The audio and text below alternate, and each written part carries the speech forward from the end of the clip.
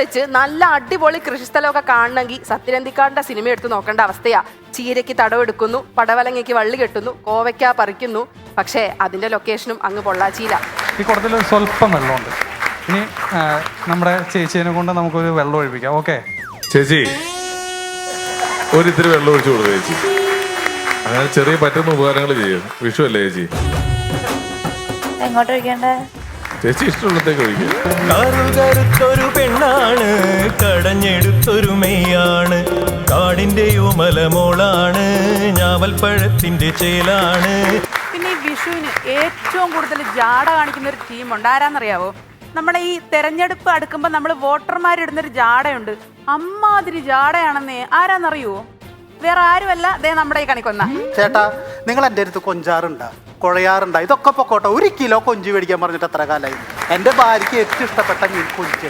ഗുജറാത്തിലോ മറുനാട്ടിലോ, ഗുജറാത്തിലോ മറുനാട്ടിലോ, നമുക്കെവിടേലും ഷൂട്ടു ചെയ്തു പോരാ.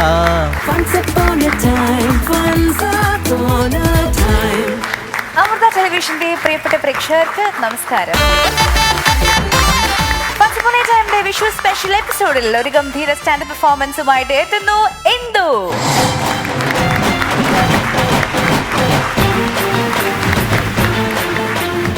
ഹായ്, ഞാൻ ഇന്ദു, കൊല്ലംകാരിയാണേ. എന്നെ കണ്ടപ്പോൾ തന്നെ നിങ്ങൾക്ക് മനസ്സിലായി കാണും എൻ്റെ കണ്ടന്റ് എന്താണെന്നുള്ളത്. അതെ, വിഷു ആണ് ഇന്നത്തെ കണ്ടന്റ്. വിഷു ഒക്കെ അല്ലേ, നമുക്ക് നല്ലൊരു വിഷു പാട്ടോട് കൂടി തുടങ്ങാം. എനിക്ക് പാടാനൊന്നും അറിയില്ല, പിന്നെ നിങ്ങൾ ആരെങ്കിലും നിർബന്ധിച്ചാൽ ഞാനൊരു 2 വരി പാടത്തില്ല. ആ നിർബന്ധിക്കുന്നവർ ഇവിടെ വന്നിന്ന് പാടേണ്ടി വരും. വിഷുവിനെ കുറിച്ച് പറയുമ്പോഴേ നിങ്ങളുടെയൊക്കെ മനസ്സിൽ ആദ്യം ഓടിയെത്തുന്നത് വിഷുക്കണി, കൈനീട്ടം, ഇതൊക്കെയല്ലേ. പക്ഷെ എൻ്റെ കാലഘട്ടത്തിലുള്ള പിള്ളേർക്കുണ്ടല്ലോ ഓർമ്മ വരുന്നത് എന്താണെന്നറിയോ? മീശമാധവനിൽ പിള്ളേശനെ കണി കാണിച്ചത്. ആരുടെയെങ്കിലും മനസ്സിലൂടെയൊക്കെ ഇപ്പോൾ ഒരു സീൻ പോയിട്ടുണ്ടാവും അല്ലേ? പിന്നെ ഈ വിഷുവിന് ഏറ്റവും കൂടുതൽ ജാട കാണിക്കുന്ന ഒരു ടീമുണ്ട്. ആരാന്നറിയാവോ? നമ്മുടെ ഈ തെരഞ്ഞെടുപ്പ് അടുക്കുമ്പോൾ നമ്മൾ വോട്ടർമാരിടുന്നൊരു ജാടയുണ്ട്. അമ്മാതിരി ജാടയാണെന്നേ. ആരാന്നറിയുവോ? വേറെ ആരുമല്ല, ദേ നമ്മുടെ ഈ കണിക്കൊന്ന. വിഷുവിന് ഒരാഴ്ച മുന്നേ വരെ ഒരില പോലും കാണാതെ പൂത്ത് തളിർത്തങ്ങനെ നിൽക്കും. തലേ ദിവസം ഒന്ന് ചെന്ന് നോക്ക്, മൊത്തം താഴെ കാണും. എല്ലാ സിനിമയിലെ നായികയ്ക്ക് എൻട്രി കൊടുക്കാൻ നേരം കുറേ മോളിൽ നിന്ന് വീഴുന്നു, മഞ്ഞപ്പൂ താഴെ കിടക്കുന്നു. അതൊക്കെ നായികയ്ക്കാന്ന് പറയാം. ഈ കൊന്നയ്ക്ക് ഇത് എന്തിൻ്റെ അഹങ്കാരമെന്ന് അറിഞ്ഞില്ല ഇതെല്ലാം കൂടെ പൊഴിഞ്ഞ് താഴെ കിടക്കുന്നത്. എനിക്കാണെങ്കിൽ കഴിഞ്ഞ കൊല്ലോ ഇത് കണ്ടപ്പം ഒടുക്കലത്തെ ദേഷ്യം വന്നത്. ഞാൻ എന്തെയ്തെന്നറിയാവോ? ഇതേലെ ഒരു 10-15 എണ്ണം അങ്ങ് വാങ്ങിച്ച് ആ കൊന്നമരത്തെ മൊത്തം കെട്ടി അങ്ങ് തൂക്കി. ഓ, അത് കണ്ടപ്പോൾ എനിക്ക് എന്തൊരു മനസ്സമാധാനം.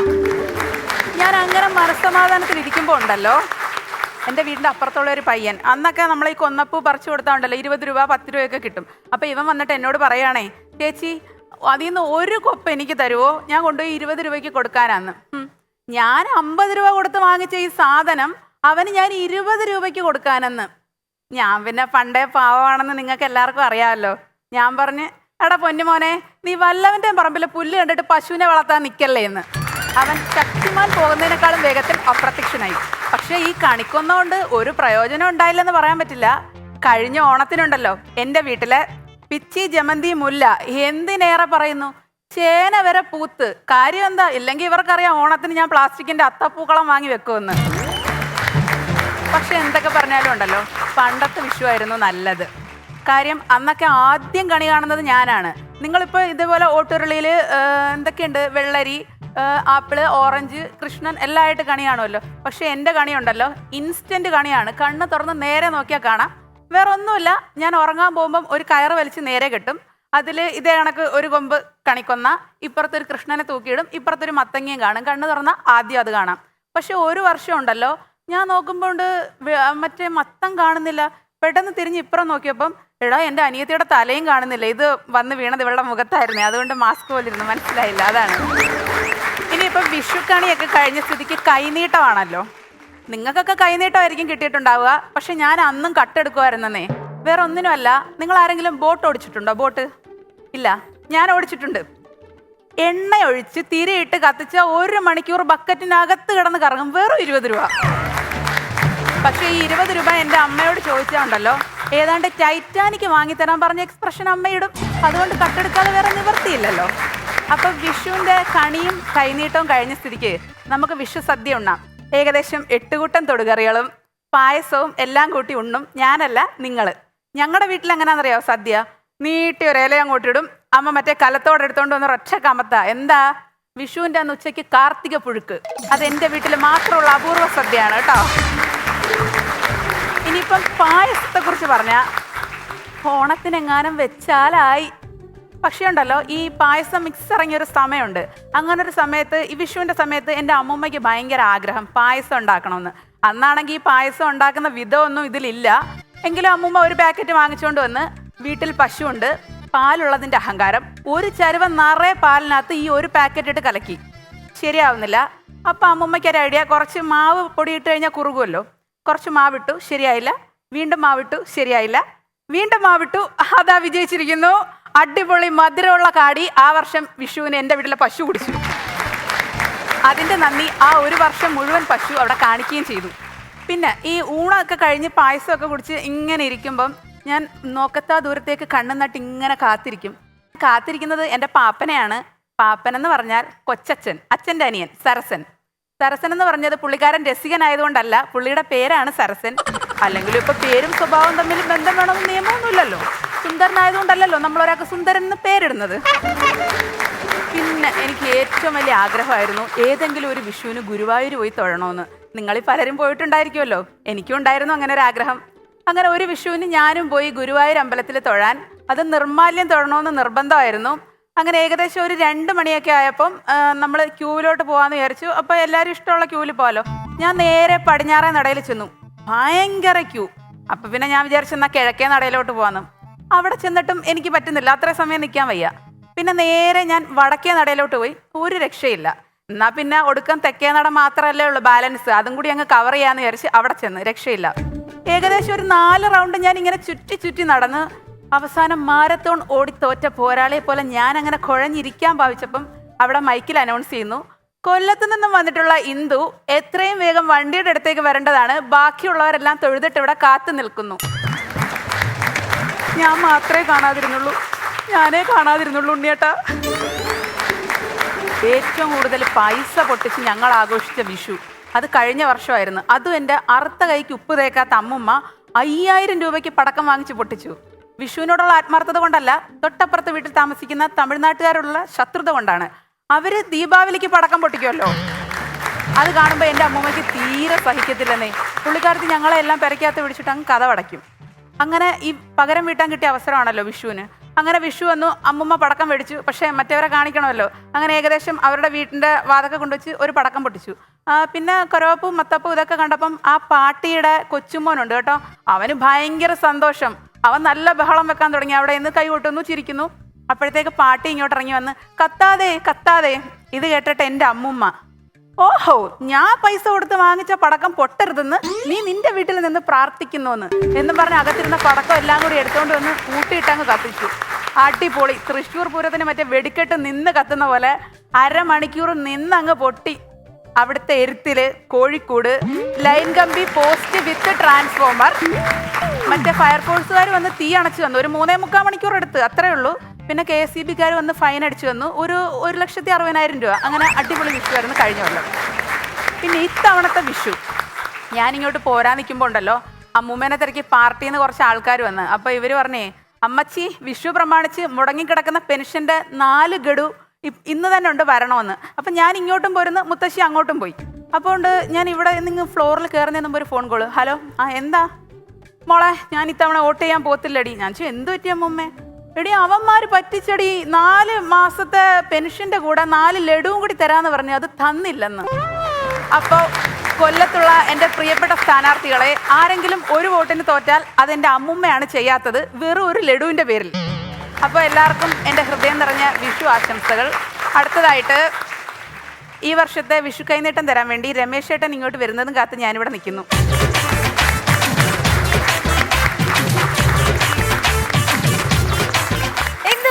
നല്ല പെർഫോമൻസ് ആയിരുന്നു കേട്ടോ. ഇതെന്താ ഇത്, കയ്യിൽ കൊന്നപ്പോ ഡ്രസ്സിൽ കൊന്നപ്പോ നന്നായിട്ടുണ്ട് കേട്ടോ. സ്വന്തമായിട്ട് ചെയ്തതാണ്, മനോഹരമായിട്ടുണ്ട് കേട്ടോ, നന്നായിട്ടുണ്ട്. നല്ല തമാശകളൊക്കെ ആയിരുന്നു. ചോദിക്കാം, ഇന്ദു ആ കണിയുടെ കൂടെ വന്ന ആരെ പോലെ ഐശ്വര്യമായിട്ട് നിൽക്കുന്ന കയ്യിലൊരു കൊന്ന, മാല, മുല്ലപ്പൂ എല്ലാം കൂടെ ഇരിക്കുന്നത് നല്ല രസമായിരുന്നു. നല്ല തമാശകൾ ഉണ്ടായിരുന്നു. കൈനീട്ടൊക്കെ ഉണ്ണിച്ചേട്ടൻ തരും. ഇവരല്ലേ തിയേറ്ററിന് പൈസ ഉണ്ടായിക്കൊണ്ടിരിക്കുന്നത്. നമുക്ക് ഇതൊക്കെ തന്നെയല്ലേ ഉള്ളൂ.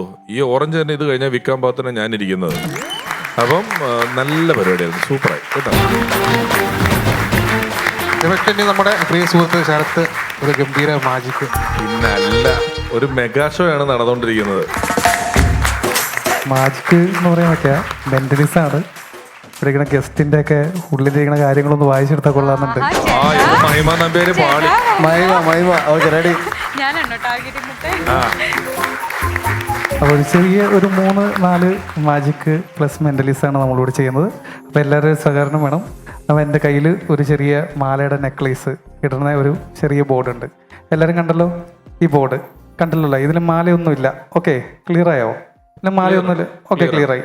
അപ്പോൾ എൻ്റെ കയ്യിൽ ഇനി ഞാൻ എടുക്കാൻ പോകുന്നത്, എൻ്റെ കയ്യിൽ ഒരു കവറുണ്ട്. ഈ കവറിലൊരു മാലയുണ്ട്. ക്ലിയർ ആയോ? ഇനി എല്ലാവരും ശ്രദ്ധിച്ച് കാണണേ. അപ്പോൾ മാല ഞാൻ എടുത്തു. ഇതൊരു മുത്തുമാലയാണ്. ഓക്കെ, മുത്തുമാല ഞാൻ ഇട്ടു. ഇതിനകത്ത് ഇട്ടു. എല്ലാവരും കണ്ടല്ലോ മുത്തുമാല? ഇതിനകത്ത് ക്ലിയർ ആണല്ലോ അല്ലേ? അത് മുത്തുമാല ഞാൻ എടുത്തു. വീണ്ടും എടുത്തിട്ട് ഈ മുത്തുമാല എല്ലാവരും ശ്രദ്ധിച്ചോ, ഇതിനകത്തില്ല. ഓക്കെ, ഇതിനകത്തില്ല. അപ്പോൾ ഞാൻ മുത്തുമാല വീണ്ടും ഈ കവറിൻ്റെ ഉള്ളിലേക്ക് ഇടുകയാണ്. നമ്മുടെ ഈ കവറിൻ്റെ ഉള്ളിലേക്ക് ഇട്ടു. എല്ലാവരും കണ്ടല്ലോ? കവറിൻ്റെ ഉള്ളിൽ കിടക്കണ്ടല്ലോ അല്ലേ? മുത്തുമാല ഇല്ല, എല്ലാവർക്കും ചെക്ക് ചെയ്യാം. ഓക്കെ, ഇല്ല, ഉറപ്പല്ലേ? ഓക്കെ, അപ്പം ഞാൻ ഈ മുത്തുമാല ഇല്ലാത്ത സാധനം തിരിച്ചു വെച്ചിട്ട് ഈ മാല എടുക്കുകയാണ്. ഈ മാല എൻ്റെ കൈ കൊണ്ട് എടുക്കുകയാണ്. നോക്കിക്കോട്ടോ, എല്ലാവരും കണ്ടല്ലോ അല്ലേ? മുത്തുമാലയുണ്ട്. ഈ മാല ഞാൻ എടുക്കുകയാണ്. ഓക്കെ, ഈ മാല എൻ്റെ കയ്യിലേക്ക് എടുക്കുകയാണ്. എൻ്റെ കയ്യിലാണ് ഇപ്പം മാല ഇരിക്കണേ. ഓക്കെ, നിങ്ങൾക്ക് ചെക്ക് ചെയ്യാം. ഈ കവറിൻ്റെ ഉള്ളിലില്ല. മാല എൻ്റെ കയ്യിലുണ്ട്. കണ്ടല്ലോ? കവറിൻ്റെ ഉള്ളിലില്ല. കവർ ഞാൻ മാറ്റുകയാണ്. കവറ് പിടിച്ചോളൂ. ഓക്കെ, കയ്യിലുണ്ട് മുത്തുമാല. ഈ കയ്യിലേക്ക് മാറ്റുകയാണ്. ഈ കയ്യിലേക്ക് മാറ്റിക്കഴിഞ്ഞാൽ ഇവിടുന്ന് ഈ മുത്തുമാല ഇതിനകത്തേക്ക് ഓൾറെഡി വരുത്തുകയാണ്. ഓക്കെ, ഇട്ടോട്ടെ?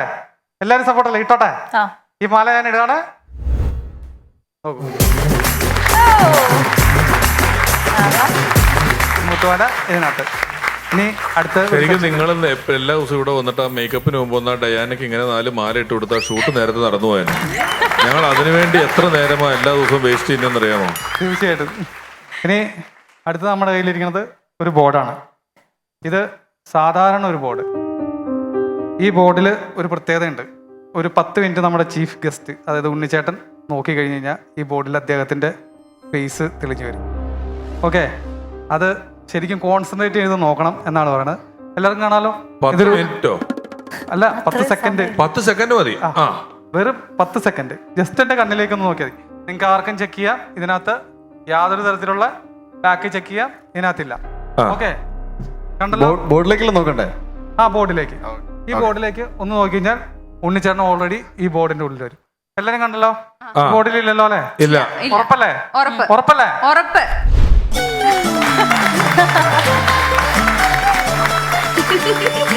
ഓക്കെ, ഇനി നമുക്ക് ചെയ്യാനുള്ളത് ഒരു ചെറിയ കുടമാണ്.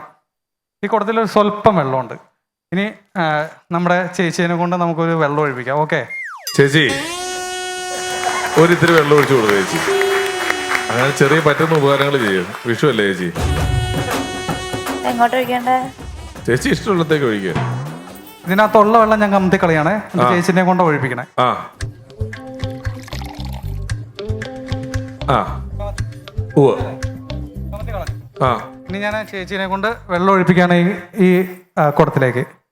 ഒരു കുപ്പിയില്ലേ, തുറന്നോ ചേച്ചി? തുറന്നോ? വെള്ളം ഒഴിച്ചോളൂ. വെള്ളം ഉണ്ടോ? ഇല്ല. എല്ലാവരും ഒന്ന് കാണിച്ചു കൊടുക്ക്. ചേച്ചി ഒഴിച്ചു കേട്ടോ, വെള്ളം ഒഴിച്ചു. ഒരു സാങ്കല്പികമാണ്. ആ ചേച്ചി മനസ്സുകൊണ്ട് വെള്ളം ഒഴിക്കുകയാണ്. ഈ വെള്ളം നമ്മൾ എന്തായാലും ഈ കുടം കമത്തി കാണിച്ചാണല്ലോ അല്ലേ? ഒന്നുകൂടെ കാണിക്കാണ്. ഓക്കെ, ഇനി ഒഴിക്കണോ? ഒന്നും കൂടെ ഒഴിച്ചോളൂ. ഒഴിക്കുക ചേച്ചി. ഓക്കെ, എല്ലാവരും ശ്രദ്ധിച്ചോ? വെള്ളം ഇപ്പൊ വീണ്ടും ഒഴിച്ചു. ഇനി കുടത്തിൽ വെള്ളം ഉണ്ടോന്ന് നോക്കാം. കുട കമത്തി. ഓക്കെ, ഇനിയും വേണമെങ്കിൽ ഇനിയും ഒഴിച്ചാൽ ഇനിയും വരും കേട്ടോ. എന്തോരം വേണമെങ്കിലും വരും. അതൊരു അക്ഷയപാത്ര കുടമാണ്. ഗംഭീരമായി. Okay, thank you. ഇനി നമുക്ക് നമ്മൾ പറയുന്ന സാധനങ്ങളൊന്ന് എഴുതി കാണിക്കുക എന്നുള്ളതാണ്. എൻ്റെ കയ്യിലൊരു ബോർഡാണ്. ഈ ബോർഡിൽ ഒന്നും എഴുതിയിട്ടില്ല. നിങ്ങൾക്ക് ചെക്ക് ചെയ്യാം. ഒരു 6 കോളമുണ്ട്. ഓക്കെ, ഈ 6 കോളമുണ്ട്. ഈ 6 കോളത്തിൽ ഒന്നും എഴുതിയിട്ടില്ല, എല്ലാം ചെക്ക് ചെയ്യാവുന്നതാണ്. ഓക്കെ, ഈ 6 കോളത്തിൽ നമ്മൾ എഴുതാൻ പോവാണ് ഒരേ കാര്യങ്ങൾ. എഴുതണത് ഒരു പ്രത്യേകതയുണ്ട്. ഈ എഴുതുന്ന കാര്യങ്ങൾ, പറയണ സാധനങ്ങൾ നമ്മൾ എഴുതി കാണിക്കും. അതെങ്ങനെയാണെന്നറിയാമോ? ആദ്യം, അതായത് നമ്മുടെ ഗസ്റ്റായിട്ട് ഉണ്ണിച്ചേട്ടൻ മനസ്സിൽ ഒരു പൂ വിചാരിക്കണം. ഒരു പൂവ്? ഒരു പൂവിൻ്റെ പേര്. ഓക്കെ ഓക്കെ ഓക്കെ, വിചാരിച്ചല്ലോ. എൻ്റെ കണ്ണിലേക്കൊന്ന് നോക്കാമോ? ഞാനത് എഴുതാൻ പോവാണേ. ഓക്കെ, ഞാൻ എഴുതിയിട്ടുണ്ട്. ഇനി ഉണ്ണിച്ചേട്ടൻ പറഞ്ഞോളൂ ആ പൂ ഏതാണ്. ഞാൻ വിചാരിച്ച പൂവിന്റെ പേര് അല്ലേ? Yes. റോസാപ്പൂ. റോസ്. ഓക്കെ, ഇനി ഓക്കെ, മൈമ ചേച്ചി ഒരു നടന്റെ പേര്. കാരണം ആ ഡയാനയ്ക്ക് ഒരു ചേച്ചി കിട്ടിയപ്പോ മഹിമ ഇവിടുന്ന് ഇതാണ് ഒരു നിമിഷം വൈകുന്നില്ലെന്നുള്ളതാ. കലക്ക് ചേട്ടാ, ഒരു നടന്റെ പേര്, ഇഷ്ടമുള്ള ഒരു നടന്റെ പേര് ആലോചിച്ചോ? ഞാൻ എഴുതിക്കോട്ടെ? ഓക്കെ അല്ലേ? ഓക്കെ, ഞാൻ അടച്ചു വെച്ചോ. ഞാൻ എഴുതി. ആ പേരൊന്ന് പറയോ? ഉണ്ണിമുകുന്ദൻ. ശരി, ഉണ്ണിച്ചേട്ടൻ എഴുതിയിട്ടുണ്ട്. എൻ്റെ പേര് ഉണ്ണിമുകുന്ദൻ എഴുതിയിട്ടുണ്ട്. ഓക്കെ അല്ലേ? ഇനി എൻ്റെ കയ്യിലൊരു ചീട്ടുണ്ട്. ആ ചീട്ടിൽ നിന്ന് ഒരു ചീട്ട് അദ്ദേഹത്തിന് തിരഞ്ഞെടുക്കാം. ഓക്കെ, തീർച്ചയായിട്ടും.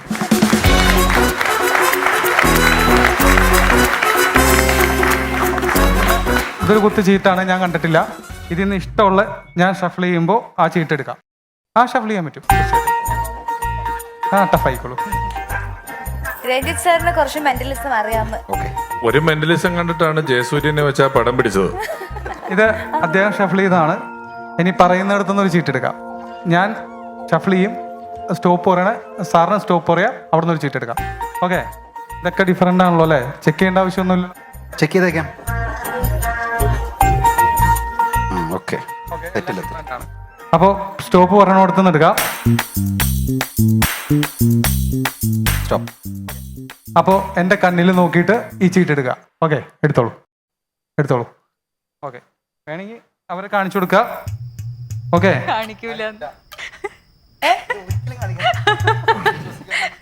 ശരി, ഞാനൊന്ന് എഴുതുവാണേ. എഴുതിയിട്ടുണ്ട്. അപ്പോൾ ആ ചീട്ട് ഏതാണെന്ന് പറയൂ. ഓക്കെ, ഇനി ഈ എഴുതിയേക്കുന്ന കാര്യങ്ങൾ ഒന്നാണോ എന്ന് നോക്കണം. അതാണ് മെന്റലിസം. നിങ്ങളുടെ മനസ്സിലിരിക്കുന്ന കാര്യങ്ങൾ വായിച്ച് ഒന്നാണോ നോക്കാം. Okay, rose. ഉണ്ണിമൂന്തൻ. ഇനി എടുത്ത ചീട്ട് ഡയമണ്ട് ട്രീ അല്ല ആഡിയൻ ട്രീ തന്നെയായിരുന്നു. ഓക്കെ, ആ ആഡിയൻ ട്രീ തന്നെയാണ് ഞാൻ എഴുതി വെച്ചേക്കണേ. അടിപൊളി. അത് മെന്റലിസം എന്ന് പറഞ്ഞ സാധനമാണ് നമ്മുടെ മനസ്സിലിരിക്കുന്ന കാര്യം. അല്ല, ഞങ്ങൾ മെന്റലിസ്റ്റുകൾ അത് അധികം പുറത്ത് പറയാറില്ല രഹസ്യങ്ങൾ. മഹിമയ്ക്ക് അത് പഠിക്കേണ്ടി വരും. ഇത് വർഷങ്ങളുടെ കഠിനാധ്വാനം കൊണ്ടാണ് എനിക്കൊക്കെ അത് കിട്ടിയത്. അത് അങ്ങനെ മൈക്രോ എക്സ്പ്രഷൻസ് എനിക്കൊന്ന് പഠിപ്പിച്ചു. മഹിമയുടെ ഒരു ഇമ അനങ്ങിയാൽ അത് ഞങ്ങൾക്ക് പിടിക്കാൻ പറ്റും. ഞങ്ങൾക്ക് അതാ